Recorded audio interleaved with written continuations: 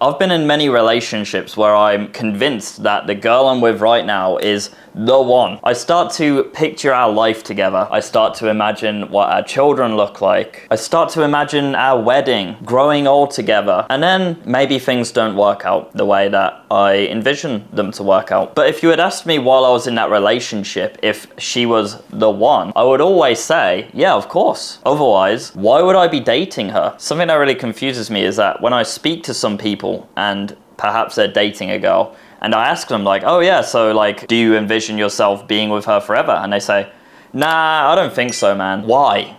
Why are you dating if you don't envision sharing your life together? Is that not just a waste of time and energy? And then you've got other men online who sort of autistically look at statistics and base their dating life decisions around those statistics. Like, for example, you will peak at the age of 35 as a man, and so therefore you should not wife a girl until you are at 35 years old, because that is when you're at your peak and that's when you will attract the most feminine and beautiful women. The idea of the one is very convoluted. What I will say is the one isn't necessarily one, if that makes sense. It's more based upon women who actually align with you, your values, and your lifestyle. And it would be foolish to think that there's only one woman in the world who can fit those requirements. And another thing is that you don't decide when your wife enters your life. You could be 16, it could be a childhood sweetheart, you could be 30 years old, you could be 40 years old, you don't know. And to look at it based upon just statistics and analytics doesn't make much sense, man. And honestly, if you do delve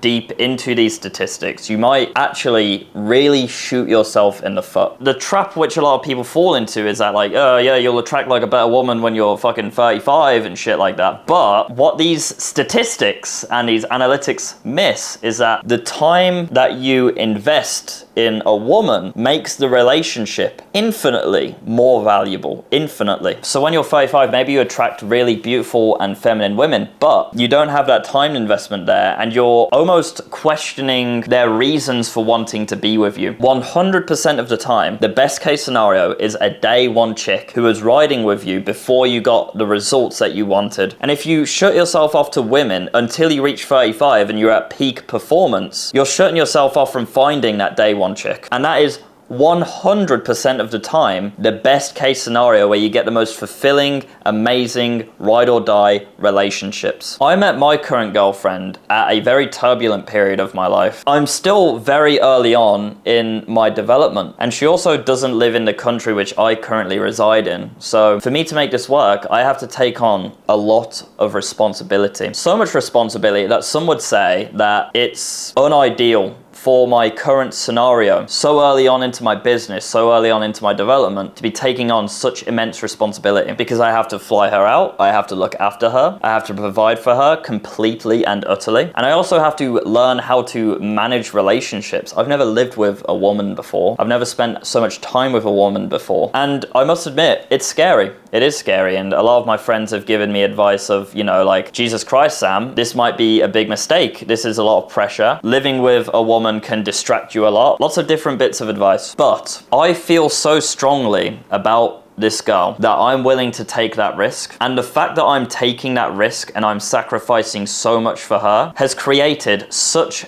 an incredible bond between us. She's absolutely everything that I need in a woman. I need to reiterate, you don't decide when your wife enters your life, but at the risk of eating my own words, because perhaps things don't work out, I am certain that this girl will be my wife. And that's why I'm making the sacrifices that I am to make this work. You have to sacrifice, and you also have to risk the possibility that your heart gets shattered into a million pieces to love a woman. A lot of men, they masquerade their inability to fully connect with a woman as bravery and just masculinity. No, I won't have one girlfriend, I'll have several girlfriends, and I won't fully connect with any one of them, and I'm just a top G, okay? I think that's less brave and more cowardly, because you're not able to soul bond with a woman anywhere near as much as you can if you sacrifice just your ability to, for example, speak to a bunch of other women, or if you fully committed to a woman and you sacrificed for her. Now, I could list you a bunch of green flags that you could look out for in a woman to prove that she is the one. But I find that these videos tend to be a little bit mental masturbatory, you know? What I will say is you will know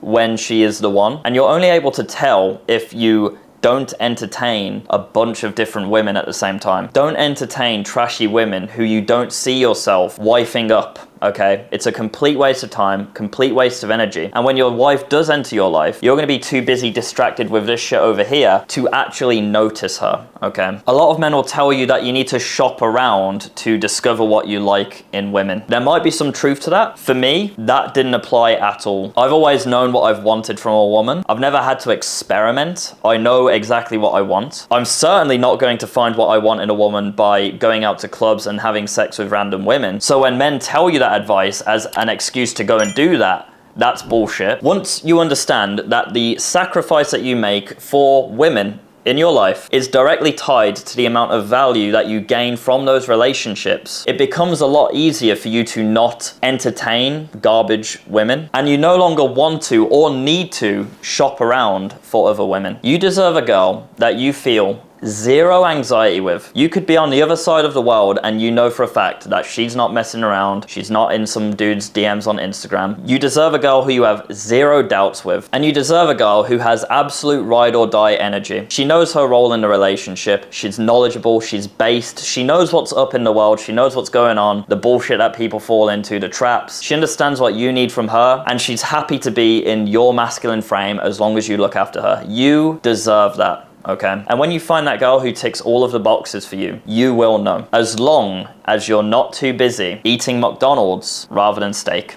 Okay? I hope this was helpful. I know I didn't give you an autistic list of green flags that you should look out for in women, but this stuff is not as black and white as that. If you want to learn how to make $10,000 a month online from the comfort of your home on your laptop or your gaming PC and join over 450 of my students doing exactly that, click the first link in the description. I'll tell you exactly how through video editing. Take care, boys.